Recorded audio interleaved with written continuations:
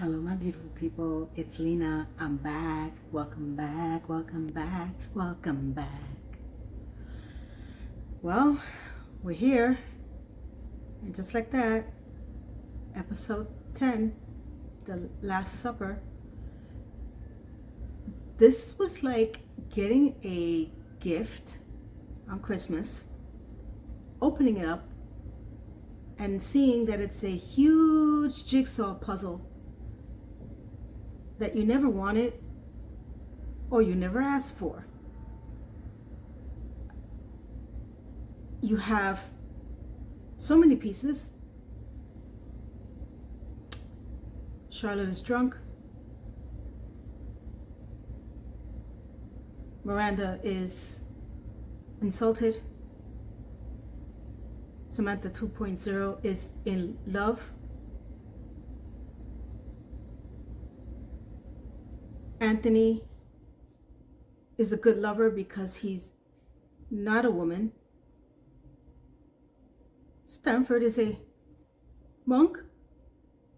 Red boy doesn't know what a sphincter is. The professor has disposable income and can probably buy Gilligan's Island. Chay is still not funny and still a bitch. Lisa and her husband, I think, haven't had sex in 8 years. Miranda's flirting with some greyhounds, Italian greyhounds. Steve and Aiden are still partners. Steve now owns something in Coney Island with Aiden. Carrie sold her apartment to the neighbor downstairs. I just see so many pieces going on, and I don't even understand what any of it's happening.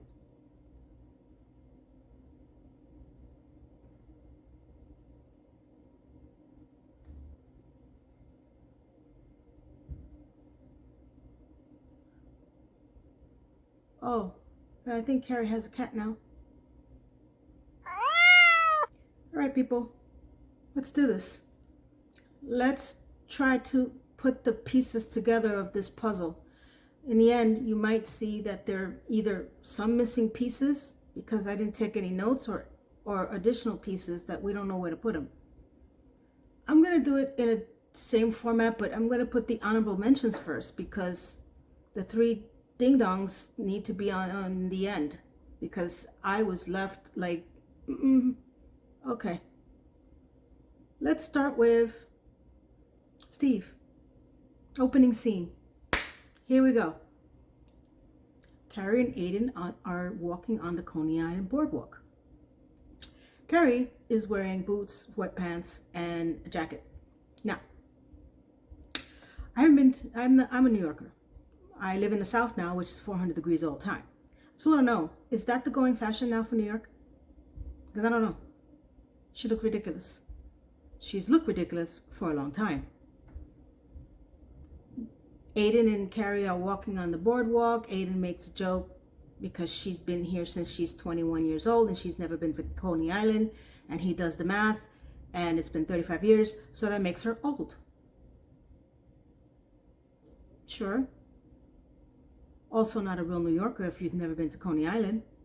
But we'll skip over that part because she's also never been to the UN. As they're walking and talking and they get up to Steve. Aw, Steve. Steve makes me happy. Justice for Steve is trending. I'm glad they fixed him. He doesn't look like geriatric Steve with the hearing aid from the first season. Thank you. Steve now is the owner of a stand in Coney Island, which apparently involves Aiden. Now, maybe I lost something, but wasn't the whole purpose of Carrie not knowing Aiden's email address was because she didn't know anything about him? Has Steve and Aiden been friends all this time? I thought since they never brought it up, I just didn't even think about it. And all of a sudden now he is, I don't know if Steve sold Scout, the bar, All I know is that they both made money and now they're both still partners in this new venture of Steve. Okay.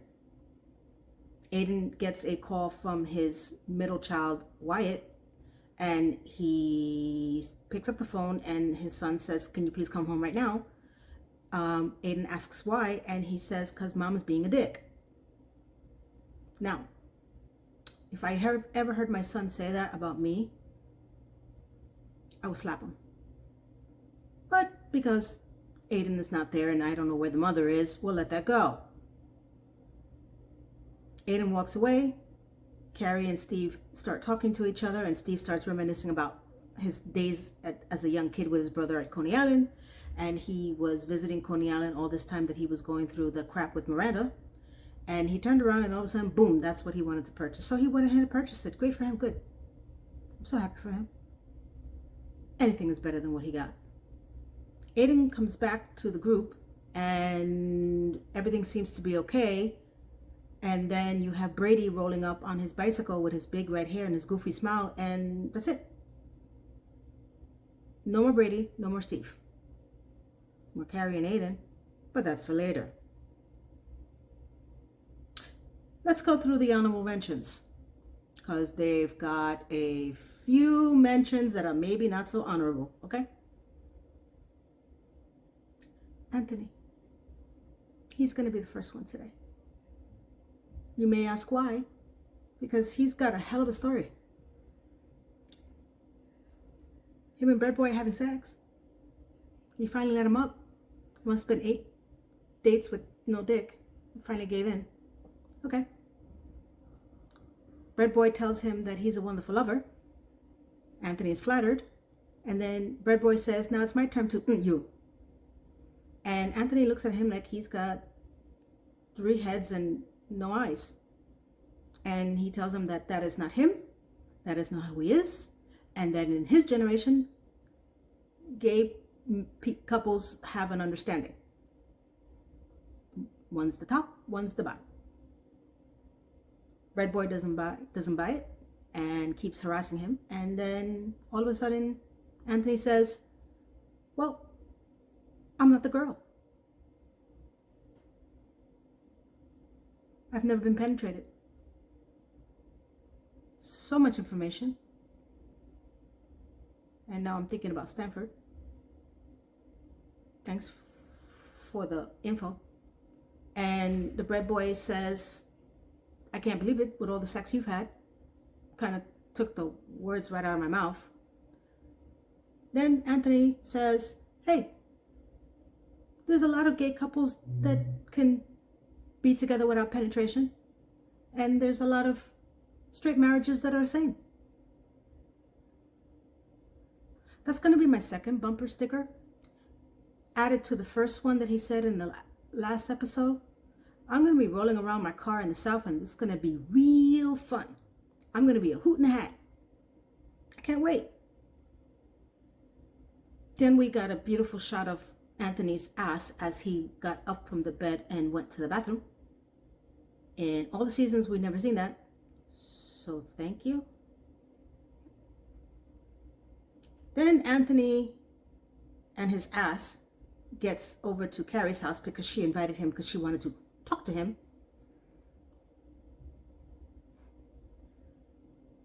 She tells him that she heard from Stanford. So I guess they heard me when I was complaining to please close the storyline, but I should have been careful of what I wish for because this was not how I intended it. Apparently, he got into an argument with his TikTok client, went crying and fell into a geisha bar, then went crying again and then went into a monastery for monks. And now Stanford is a monk with a picture to show.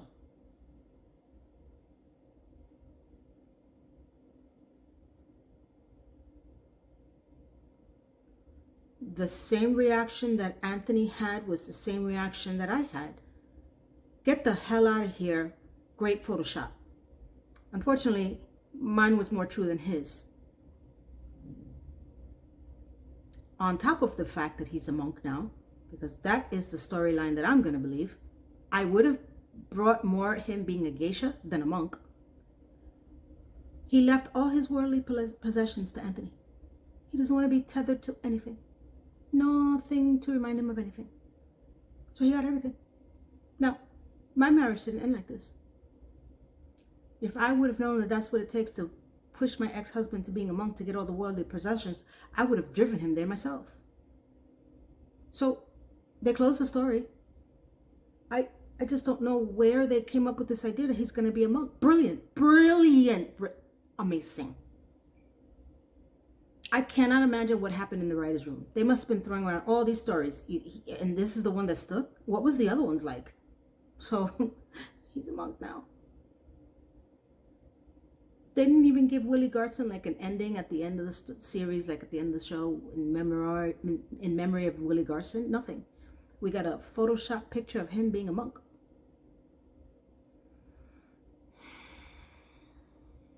That was honorable mention number 1.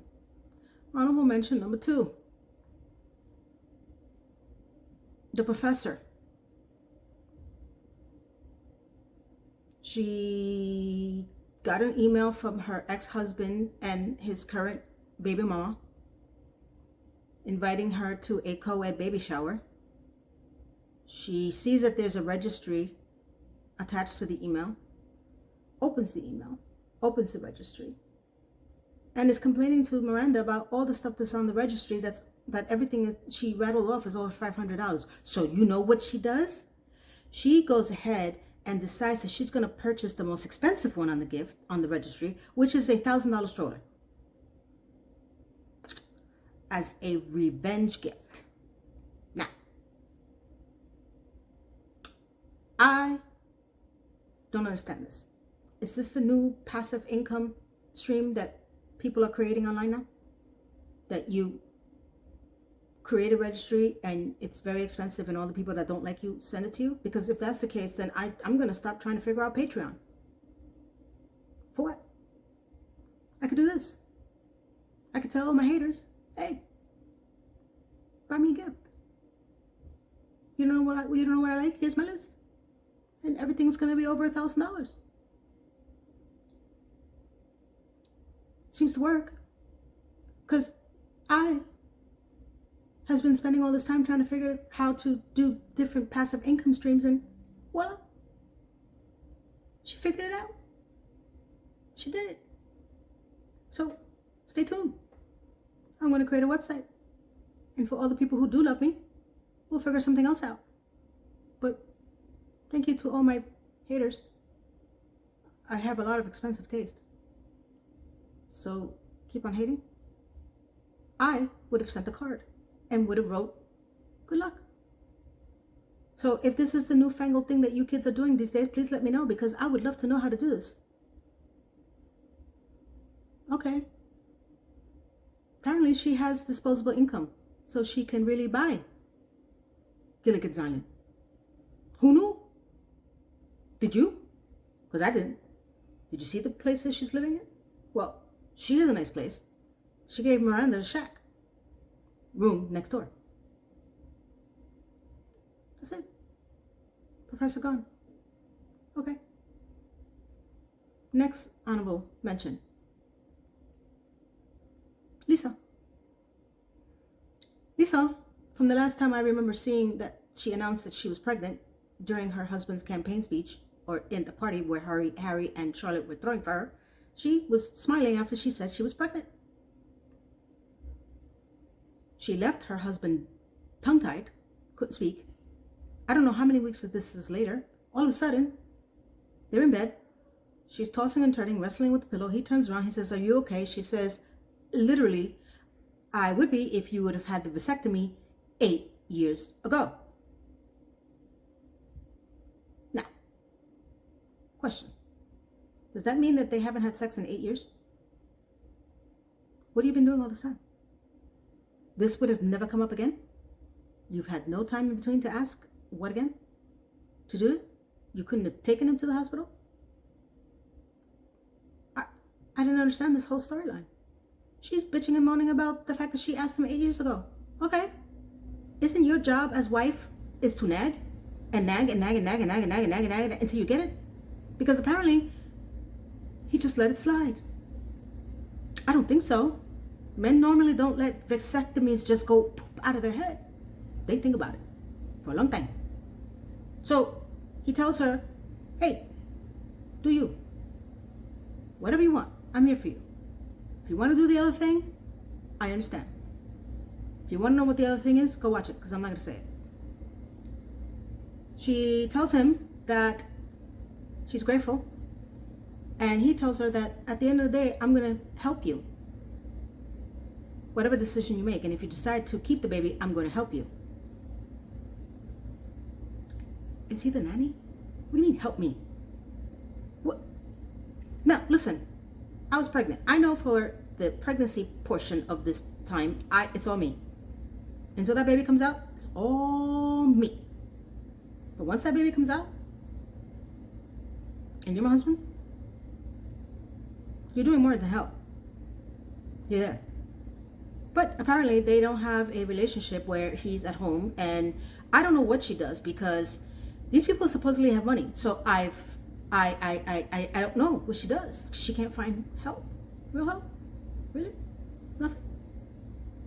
I've never seen her cook. Never seen her clean. Never seen her do anything but check her children's breath to make sure that they brush their teeth. I've seen her in the closet. I've seen her moaning, complaining about her job.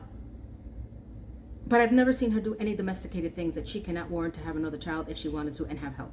Other than her husband, who should be doing more than helping. Next scene with them is that it's nighttime again, another day, I guess, and she tells him that there's a situation and that she's bleeding and that they need, and he says, let's go to the hospital. And she tells him, well, I think it's too late.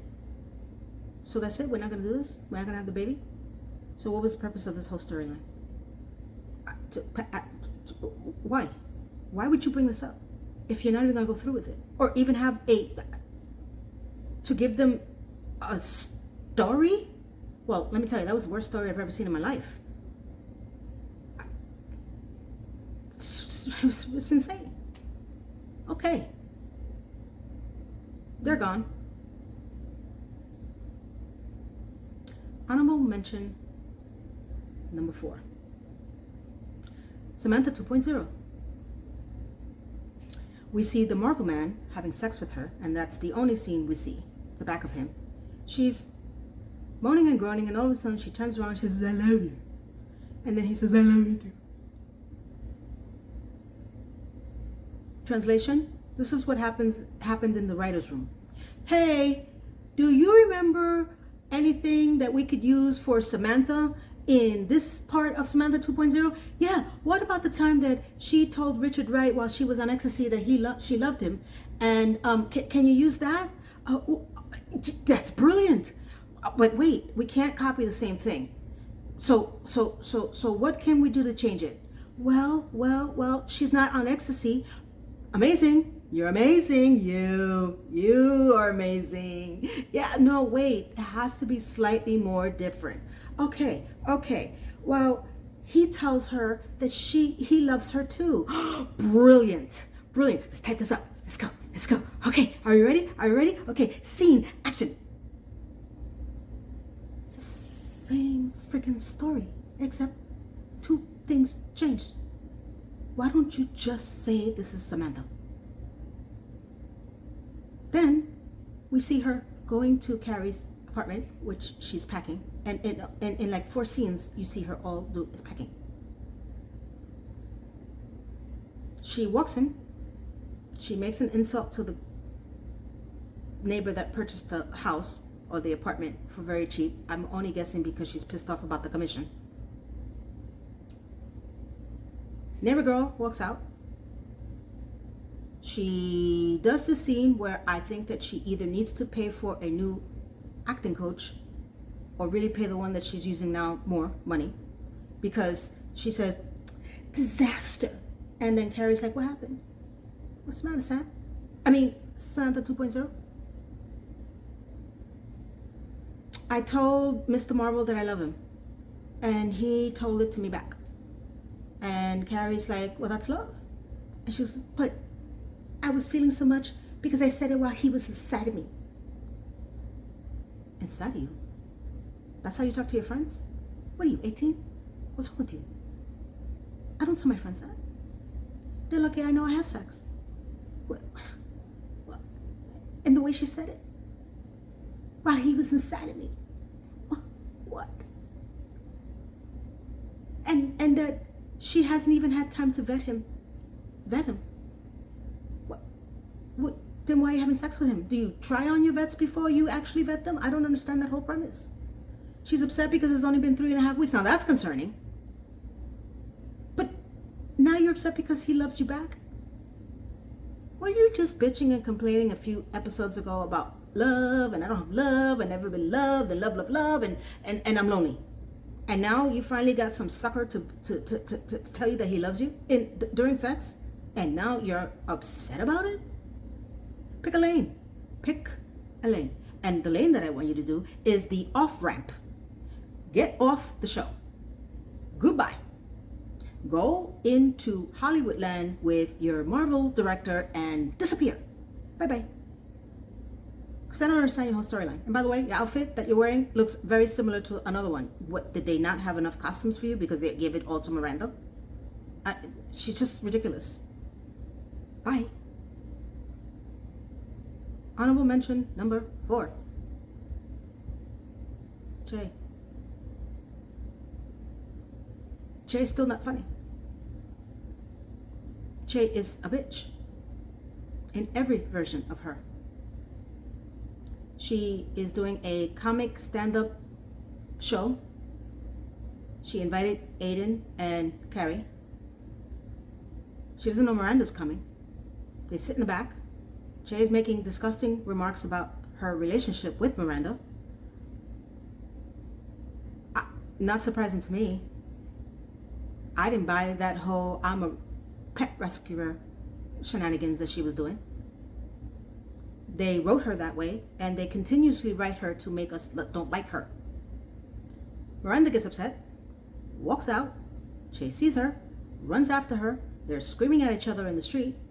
And then all of a sudden it hits Miranda that maybe she wasn't the right person. Now you figured it out? Okay. I don't know. If the writers don't want us to not like her, then stop making her a bitch. Because one minute she's rescuing a dog and she's playing with like pets, and then the next minute she's treating everybody like a dog and like pets. Seriously. Get out. Let her go. Let her find another gig, another show, anything, please. Because she's ruining her own reputation. Because she's allowing the writers to write her this way. Bye. Now, we have the 3 ding-dongs. Charlotte. Charlotte is having a mental, nervous temper tantrum. Midlife? Don't know. I think she's always had this. It's just elevated to the 10th level. What is it? DECCON 10? Jumanji level 12? She is at the gallery. And I say that term loosely because there's literally only 2 pictures hanging there. And that's one less more than what I have on my wall. The singer Sam Smith walks in. She's showing him the one picture out of the 2 that's there. And she gets a call from Rock. She takes a call from Rock, and Rock tells her that she needs a science something booklet that she left, and she needs it for 6th period, and it's 4th period. So stop working, go get my book and bring it to me. Okay.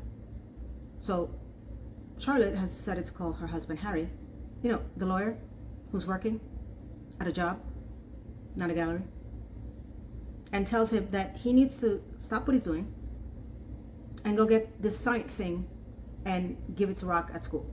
What? Harry's shocked. He's like, I'm not doing it. And he didn't say it that way, but pretty much. And she says, well, I've done it, and this is the agreement that you had when I went back to work, and I did it 1,000,000 times. Well, let's start there. How about the fact that you had to do it 1,000,000 times? Because if your kids haven't learned yet to take care of themselves at that age, then you are an enabler, Charlotte. Why would you do that? Let them learn. Hell, I would take the damn booklet out of the bag and just make them more confused. Right? So she's complaining to her husband, tells her husband, you need to do this because I said so. Harry's like, what? And she's, why you don't want to do it? Because you're the husband and I'm the wife? Okay. Harry gets off the phone all nervous, and I guess he went and he did it. She goes to sells the painting to Sam Smith, which, by the way, if you go to a gallery and there's only 2 paintings there, you have a 50-50 shot that one of them are going to be purchased. She is invited by the gala ding-dongs, or the gallerinas, or the galabinas, or the gala dummies, because she sold the painting over $100,000 to go out and drink. Charlotte really didn't put up a fight. She goes out and drink with these girls. She gets drunk. She throws her phone into a margarita glass. She gets home. She's hammered. Fake hammering, but drunk nonetheless. Her family's concerned for her because they've been texting her and she hasn't been answering. And she says that she's been slaying at work. And they invite her out.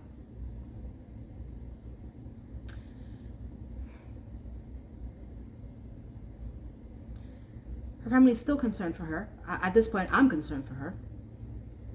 And she starts, one of the kids, I'm going to say Lily, because either one of them can be interchangeable with their attitudes, tells her, oh, Mom, you're disgusting. And then she flips out on them and tells them that, oh, I used to have a life. I used to be a person, not a life. I used to be a person. And not your mom and not your mom and not your wife. I was a person. What season was that, Charlotte? Because I've watched every episode of Sex and the City, and this is all you've ever wanted. To be a mom and a wife. So, here you go. Isn't that what you signed up for? For better, for worse? Sickness and health? For crazy and crazier? You got it. Now you're upset? Because you spoiled them? And they don't know how to behave? Well, whose fault is that? Yours. And she goes on to say that you all need to get it together. And then she runs into the bedroom. The dog chases her. She opens the door. The dog goes in, and that's it. Now, listen. We've all had a midlife crisis. Anybody our age, we know what that means. It's okay. If you haven't had one, brace yourself. It's scary. You do crazy crap. Charlotte, go color your hair. Go get lipo. Go get Botox. Wait. No more Botox. Lay off the Botox. You don't take it out on your family. This is all you ever wanted. If you really don't want it, go join the circus. Go. You phenomenal douchebag. You created these monsters. And now you're pissed off at them? Because you used to be somebody? Not one time. Every single episode of Sex and the City, this woman has been complaining that she wanted to get married and have kids. She got married twice. First one gave her a cardboard baby. And now this one, she has 2. And now she's upset. Because she's a person now. Okay. Go figure it out. Disappear. Bye. That's Charlotte. Miranda. Still homeless. Still fashionably homeless. Still living with the professor. Though pretty soon the professor might be able to leave and get that island that she's always wanted. So she can Gilligan her ass off. She is at that volunteer job, taking the position from the other person that was pregnant and trained her for a week. She comes out of the office of the director of something, and she asks the one half of the Mean Girls, how would her ex-boss or her maternity boss handle a situation of blah, blah, blah, blah, blah. At this point, I checked out. So she didn't know how to handle it, so she asked the girl that had been there before her, because that's what a boss does. The first boss comes back, and she's saying that she's been on 5 weeks maternity leave. That felt like forever. She asked Miranda how many weeks of maternity she took. She took 12. Felt like a million. And they both smile and say, okay. Well, I was able to, thank God, stay home for a year with my child. And I cherished all 12 months of that. And you want to complain about 5 and 12 weeks? I mean, we all go through our phases, but my God, your child has not even learned how to roll over yet. I got to watch my son walk, and I heard him talk. I mean, yes, we all go through it, and we go crazy. But that's what we are, parents, mothers. That's what happens. You can chillax, because you're never going to get these years back, ever. I don't care how many times the MCU and DCU tries to reverse the multiverse. It doesn't happen in real life. So, all of a sudden, now we have Miranda walking outside with maternity lady and some other woman. And I don't understand this entire scene, because I couldn't understand what was going on. Maternity woman needs to leave because she has to breast pump. She leaves her with this other chick, Miranda. They're both talking nonsense. And Miranda says, oh, I remember the days about having to go home for my child. Do you have any children? She says, no, I have, I want to say English greyhounds, and they're horrible. So parents are just bad in any kind of life? Okay. And I don't know what's going on in the scene. I think they're flirting. I don't know. Is that what flirting is? I'm old. And then Miranda says goodbye. At this point, I thought it was a commercial, so I started to do my dishes. Because half the time in this show, I think they're just moments that you should just consider commercials and just go do something else. Miranda gets insulted by Chay.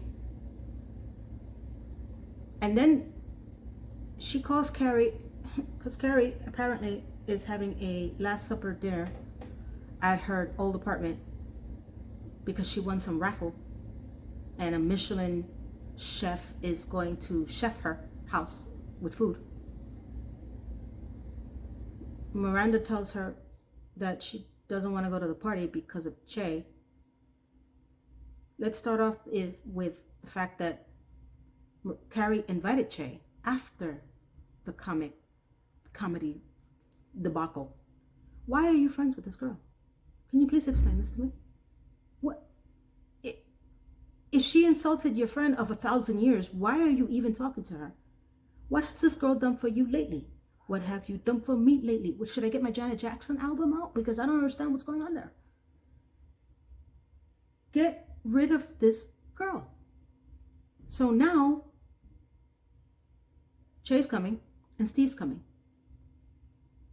Now, Steve, I understand. So Miranda's trying to back out, and Carrie tells her no, and she has to come, and she's coming to the party. Useless lines again. And that's it. Now you got Carrie, who is in a scene with Anthony, in a scene with Samantha 2.0, in a scene with the neighbor, and now she is with Aiden in a hotel room. Aiden finally tells her the reason why he doesn't want to go back to the apartment. Because if he goes back to the apartment, he may hate her again. Shall I call you an Uber? Better yet, let me drive you. Please, go back. Remember. Run. Run. So that's the reason? Because you know deep down inside you are the constellation prize? Because that's what you are. Okay. He gets a call from Kathy, his ex-wife. His son got into an accident. Okay. He gets on a plane, goes to Virginia. The next thing we see is Carrie in the Gramercy mansion. She gets a call from Aiden, and John Corbett is probably the only decent actor in this whole freaking series, because he made me cry. His son was upset with his mom, hitchhiked 30 miles to the ranch, got into a tractor trailer accident because he was drunk, and he regrets not being here for him. Now, any parent knows, if you've ever been through anything even less or worse, it's a horrible feeling. But he made me cry. Other than that, Carrie is now just like that, concerned. Why? I have no idea. Why? Because to me, she's still having the party. So if you're still having the party, that's your problem, because you should have canceled the party. You should be on a plane to Virginia and be there no matter what he says, and wait in a hotel until he decides to come and see you. Isn't that what being in love is all about? So I don't understand what's going on. Like, I heard my man crying like that for his child, I would be flying to India if I had to. And that's it. You still know Samantha, which means that they're going to wait till the last episode, probably the last 2 minutes of the episode, and then they're going to leave us hanging. Because there's a writer strike and a actor strike, and by the time these people even get into a semblance of getting back in production, it could be another 2 years from now, 3 years from now, and for them it could be 10 years. So who the hell knows where everybody's going to be? Me, I hope I don't have to see the show again.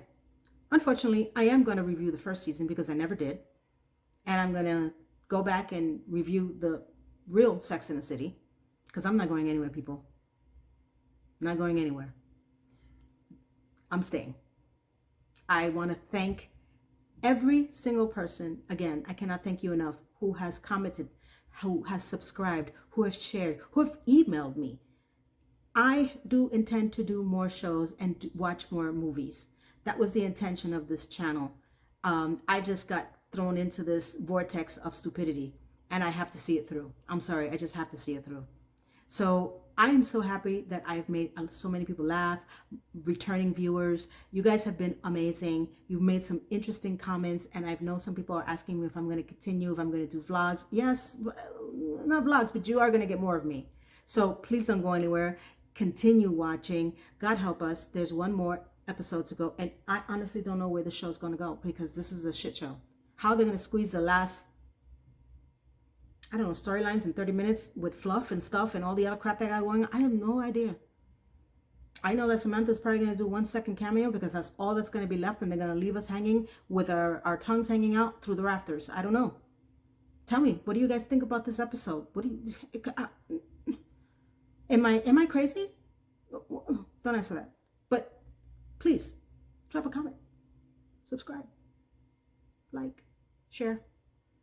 I'm not going anywhere. This show has gotten me twisted, and not in a good way. I appreciate you all. You guys have made me laugh too. And I'm so happy that I'm making you laugh, because that's what this is all about. It's about making people laugh. Even when you're watching one of the worst shows, you have to find a funny way to look at it, because otherwise, what's the purpose? Because we don't have a lot of time left in this world. Remember, aging is a privilege. All right. I hope that you